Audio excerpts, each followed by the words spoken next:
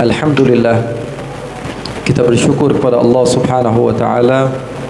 Di malam yang mulia ini Allah Subhanahu wa taala takdirkan kita untuk berjumpa bersama para ulama, para ahbab. Mudah-mudahan Allah Subhanahu wa taala jadikan perkumpulan ini bukan yang terakhir, dan insya-Allah Allah kumpulkan kita kelak di syurganya Allah Subhanahu wa taala.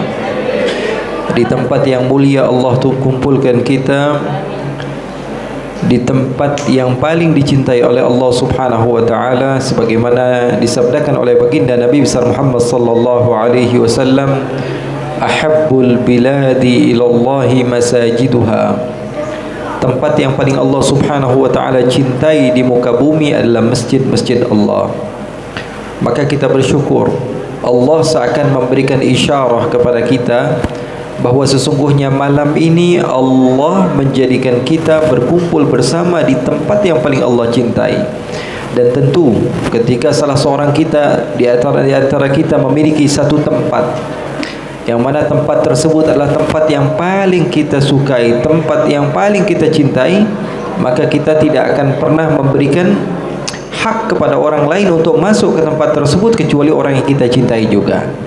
Nah, sekarang kita sudah percaya bahawa sesungguhnya Nabi Muhammad sallallahu alaihi wasallam bersabda, tempat yang paling Allah cintai di muka bumi adalah masjid-masjid Allah.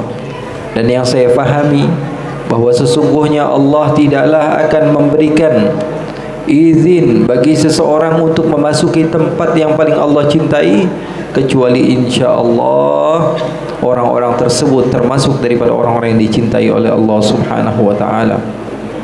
Oleh karena itu kita syukuri nikmat ini. Kita berterima kasih kepada Allah Subhanahu wa taala. Allah permudahkan kita untuk berkumpul bersama-sama di tempat yang paling Allah cintai, dan insya-Allah Allah menjadikan kita termasuk orang yang dicintai oleh Allah Subhanahu wa taala. Amin ya rabbal alamin. Ikhwani, akhwati yang dimuliakan oleh Allah Subhanahu wa taala, sekali lagi saya bahagia dan senang bisa berkumpul bersama-sama di tempat ini walaupun dalam keadaan yang sedikit kurang baik ya. Tapi alhamdulillah, mudah-mudahan pulang dari tempat ini insya-Allah jadi sehat walafiat. Dan saya berharap kepada Allah Subhanahu wa taala, Allah Subhanahu wa taala memberikan kepada antum-antum semua juga kesehatan, afiah tammah. InsyaAllah Allah Subhanahu wa ta'ala jadikan kita semua juga orang-orang yang akan wafat dalam keadaan husnul khatimah. Jangan pandang saya habibnya atau kiainya atau pendakwah atau penceramah, tidak. Tapi Nabi Muhammad katakan da'watul musafiri mustajabah. Doa orang yang berpergian itu, musafir itu, diijabah oleh Allah. Ya, di dalam riwayat lain da'watul marid, orang yang sakit itu doanya diijabah, yang berkata bukan saya tapi Nabi besar Muhammad sallallahu alaihi wasallam. Maka dengan keberkahan hadis tersebut saya berdoa kepada Allah, mudah-mudahan yang hadir pada malam hari ini Allah berikan husnul khatimah. Allah berikan husnul khatimah, karena itulah tujuan kita. Kehidupan ini enggak lama, paling lama 60 tahun, 70 tahun, itu paling lama. Itu pun kalau dapat bonus dari Allah Subhanahu wa taala. Apapun yang kita punya akan kita tinggalkan. Tidak ada sama sekali yang kita bawa kecuali amal kita. Kita ini adalah hamba yang hina, hamba yang hina tanpa terkecuali. Kita ini adalah makhluk yang lemah, makhluk yang tidak memiliki apa-apa. Semuanya titipan dari Allah Subhanahu wa taala. Dan kita berharap kepada Allah, Allah berikan kepada kita husnul khatimah. Dan Allah Subhanahu wa taala jadikan kita termasuk orang-orang yang menggapai husnul khatimah. Saya kira husnul khatimah adalah hal yang paling terpenting. Hal yang paling terpenting. Amal ibadah banyak tapi mati dalam keadaan husnul khatimah buat apa?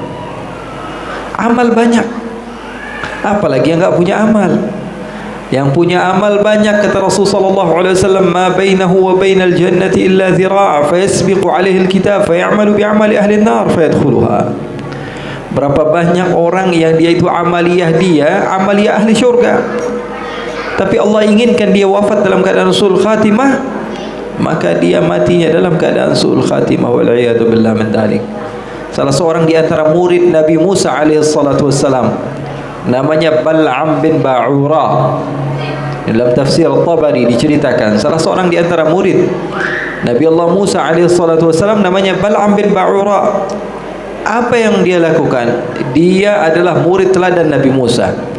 Banyak kitab-kitab yang dihafalkan olehnya, bukan kitab-kitab kecil kayak kita, tapi kitab-kitab yang besar dihafalkan olehnya. Bahkan dalam asar dikatakan hatta yatasaffahu ma fi lauhil mahfuz, hatta yatasaffah ma fi lauhil mahfuz.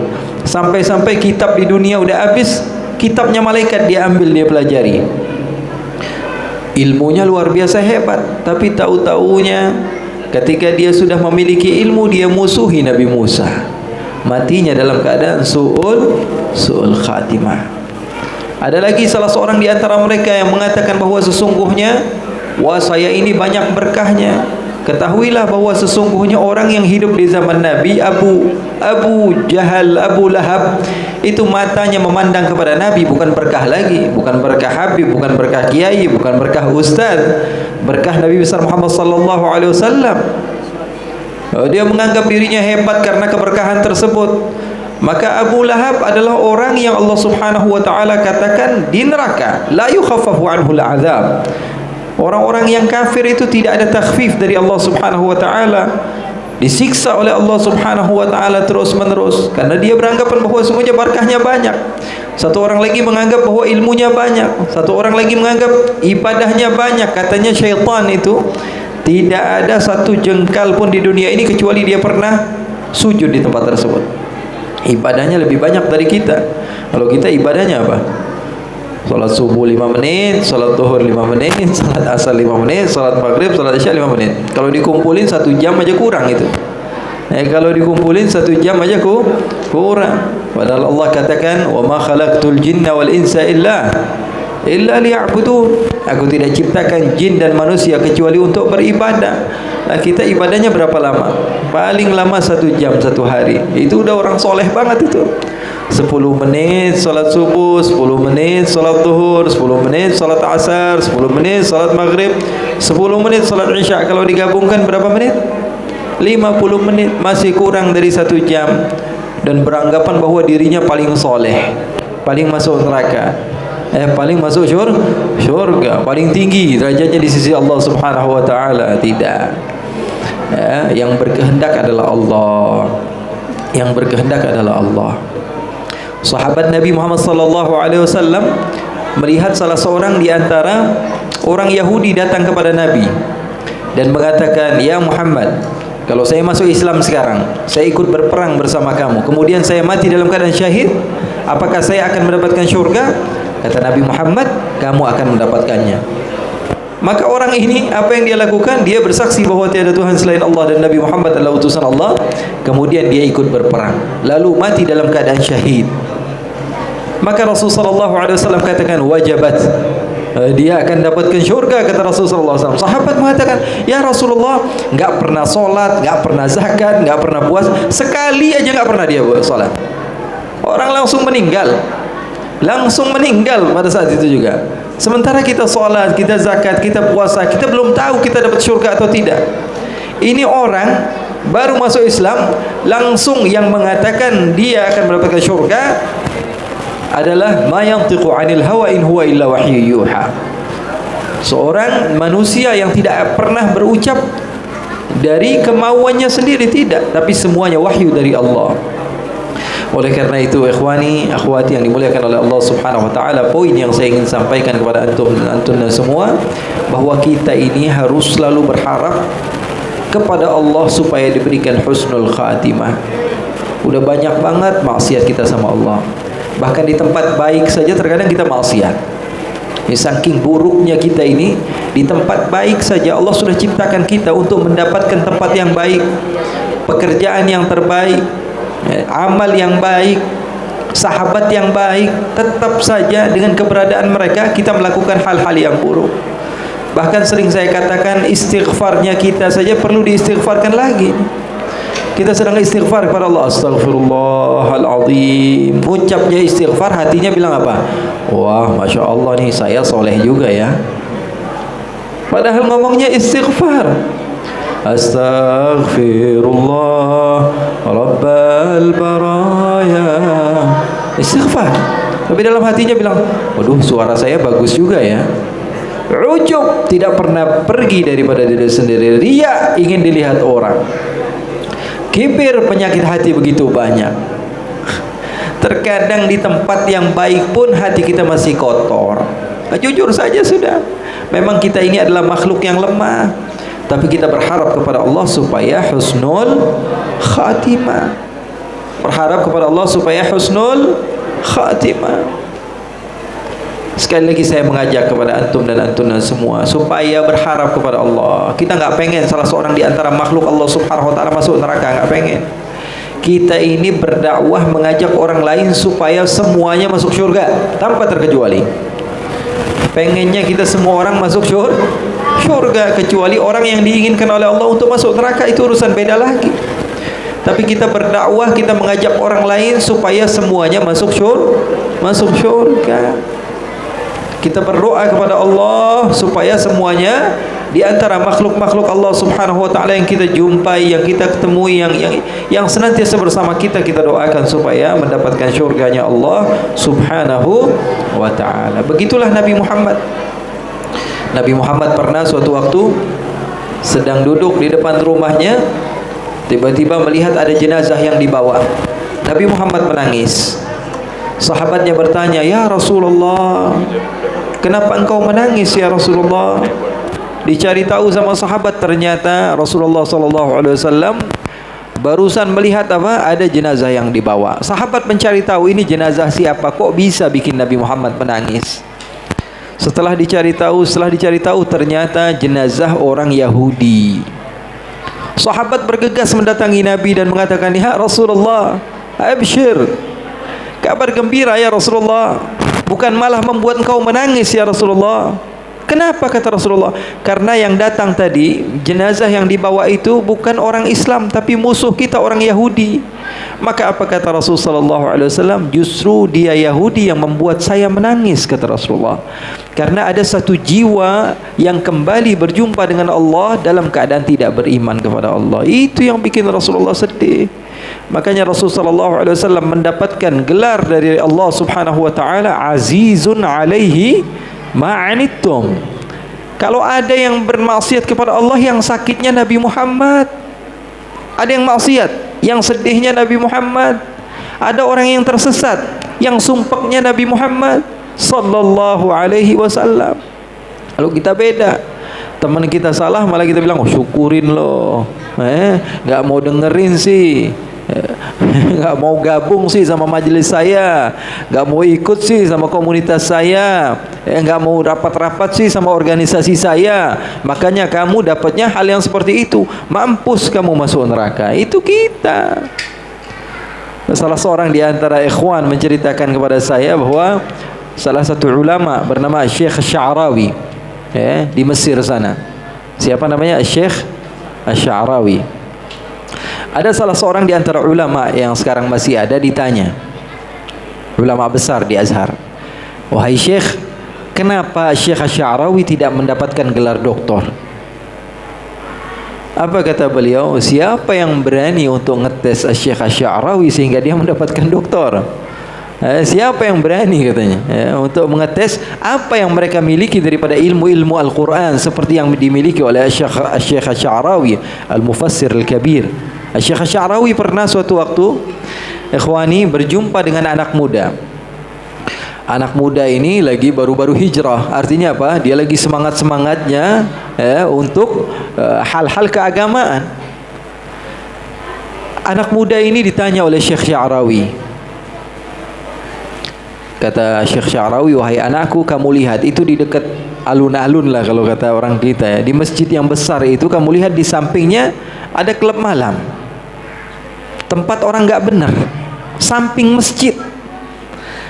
Kira-kira nih, sebagai anak muda, saya mau tanya sama kamu, gimana jalan keluarnya supaya kita selamatkan orang-orang tersebut dari maksiat?" Apa kata anak muda ini? "Wahai Syekh, caranya gampang." "Gimana caranya?" "Kita bom aja, selesai urusannya. Kita bom, selesai urusannya." Maka Syekh Sya'rawi dengan bijaknya dia bertanya, "Wahai anakku, kalau kita bom nanti apa yang mereka dapatkan? Mereka mati, musibah, azab." "Loh, kok begitu?" Iya, karena mereka bermaksiat dan melawan perintah-perintah Allah secara terang-terangan. Maka boleh-boleh saja kita musnahkan mereka. Kalau kita tidak musnahkan, maka kemaksiatan akan terus-menerus ada. Maka kata Syekh Asy'arawi, bukankah di dalamnya ada orang Islamnya juga?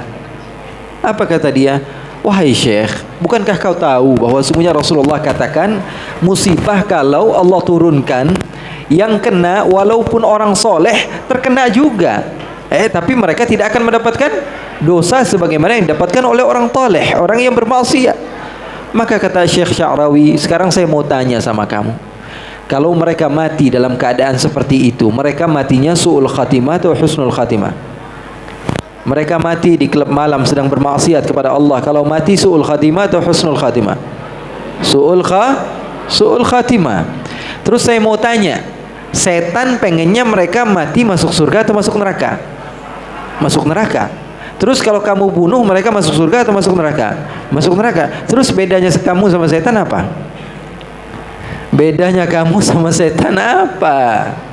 Artinya kamu ingin menjadikan orang tersebut masuk neraka, padahal dakwah itu tidak seperti itu. Syekh Muhammad Al-Ghazali pernah ditanya, wahai Syekh, saya mau tanya, hukumnya orang yang meninggalkan salat itu apa? Apa kata Syekh Al-Ghazali? Bukan Imam Al-Ghazali, bukan, Syekh Muhammad Al-Ghazali, ada orang baru. Ketika ditanya apa hukum orang yang meninggalkan salat, apa kata beliau? Hukumnya ajak dia buat salat sehingga dia tidak meninggalkan salat. Hukumnya seperti itu. Itu jawaban pendakwah. Berbeda dengan hakim. Berbeda dengan apa? Orang yang menentukan satu hukum. Loh, kok enggak jawabannya orang yang meninggalkan karena malas, hukumnya dia fasik. Orang yang meninggalkannya karena tidak meyakini kewajiban salat, hukumnya kafir. Itu memang hukum menurut fiqih. Kalau memang orang tersebut memang mau belajar. Tapi yang bertanya ini adalah orang awam. Ketika dia bertanya apa hukumnya orang yang meninggalkan salat, maka jawablah, ajak dia buat salat sehingga dia tidak menjadi orang yang meninggalkan salat. Begitu cara Nabi besar Muhammad SAW berdakwah. Rasulullah SAW intinya inginkan semua orang selamat. Azizun alaihi ma'anittum harisun alaikum. Nabi Muhammad berusaha bagaimana caranya ini orang semuanya selamat sampai sudah meninggal. Kata Rasulullah SAW, hayati khairul lakum wa mamati khairul lakum. Mati saya, hidup saya baik untuk kalian semua. Dan Rasulullah SAW intaqala ila rafiqil a'la. Rasulullah SAW hanya sekedar pindah kepada junjungan Allah Subhanahu wa taala. Rasulullah SAW katakan, uridat alayya a'malu ummati, sampai kepadaku amaliyah umatku. Jangan dikira kita ini enggak nyampe kepada Rasul apa yang kita lakukan. Pada hari ini hari apa nih? Hari Senin. Hari apa ini? Hari Senin. Karena sudah masuk waktu maghrib hari Senin. Kata Rasulullah SAW, uridat alayya amal ummati. Di dalam athar dikatakan pada hari Senin, yaumul Itsnin wa yaumul Khamis. Pada hari Senin dan hari Kamis. Berarti sekarang disetorkan amaliyah kita. Kemudian apa kata Nabi? Fa in wajadtu khairan hamidullah. Kalau aku dapatkan mereka melakukan kebaikan, maka aku akan bersyukur kepada Allah, berterima kasih kepada Allah. Wa in wajadtu ghaira dzalik istaghfartu lahum. Kalau saya dapatkan mereka melakukan hal-hal yang tidak baik, apa kata Nabi? Saya mintakan ampun kepada Allah untuk mereka. Subhanallah. Nabi Muhammad sering banget mikirin kita. Sementara kita apa? Mikirin diri kita juga enggak. Kalau sudah yang namanya maksiat, hawa nafsu, ayo bismillah. Ayo jalanin aja. Kalau untuk hal-hal yang dimurkai oleh Allah Subhanahu wa taala sepertinya mudah. Na'udzubillahi min dzalik. Kullun muyassarun lima khuliqa lahu. Kata Nabi Muhammad SAW, setiap orang itu dipermudah untuk apa hakikat dia diciptakan. Kalau kita diciptakan untuk memasuki nerakanya Allah, pasti dipermudah oleh Allah untuk masuk neraka. Amal-amal kita terus-menerus dipermudah untuk melakukan keburukan. Padahal sudah di tempat yang baik, masih aja pengennya melakukan hal-hal yang tidak baik. Tapi kalau Allah inginkan seorang hamba untuk menempati syurganya Allah, Walaupun sahabatnya semuanya mengajak dia untuk datang ke tempat-tempat yang tidak baik, ada aja pasti.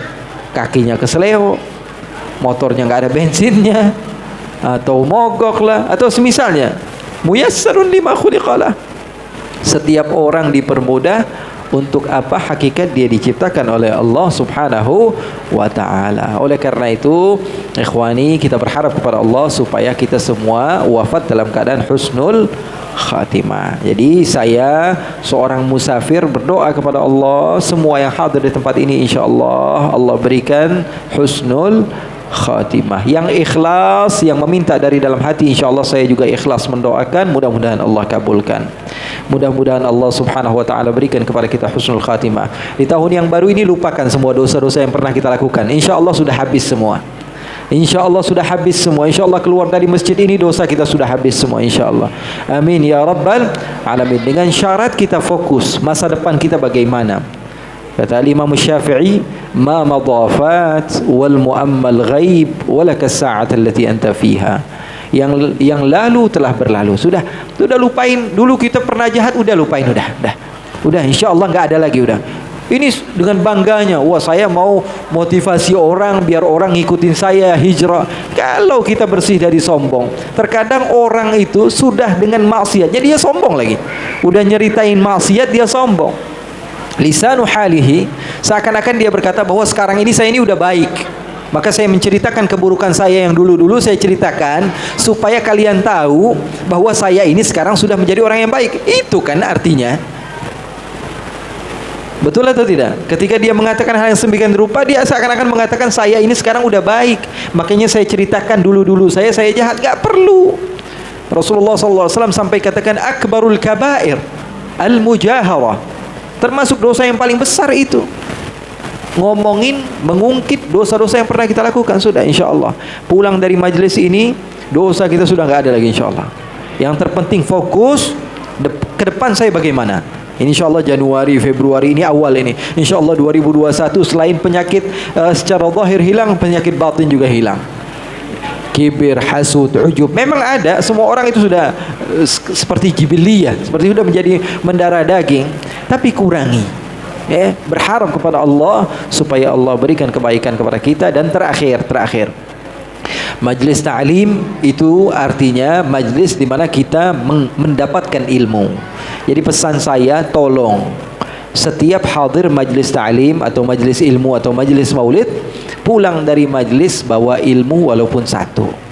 Bawa ilmu. Ini Masya Allah, banyak ulama-ulama kita ini kalau dipanggil susah semua ini Masya Allah. Tapi datang ke kampung kita artinya apa?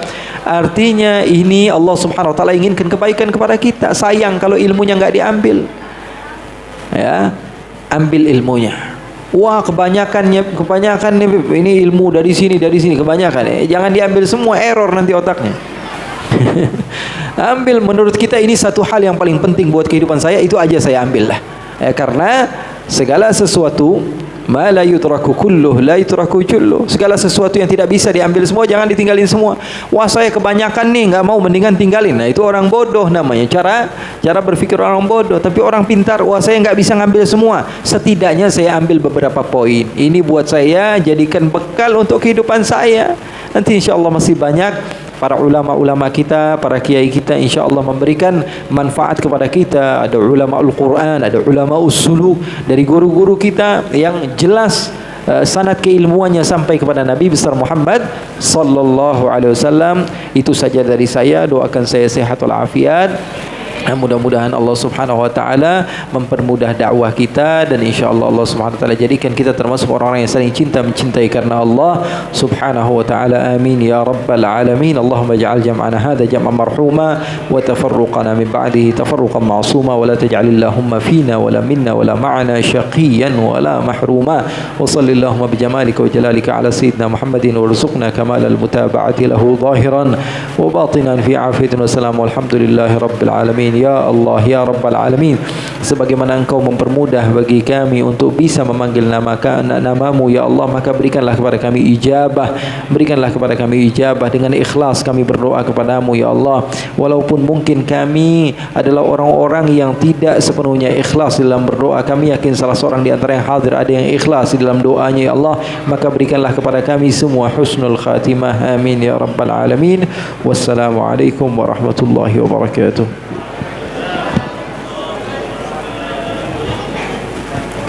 Terima kasih.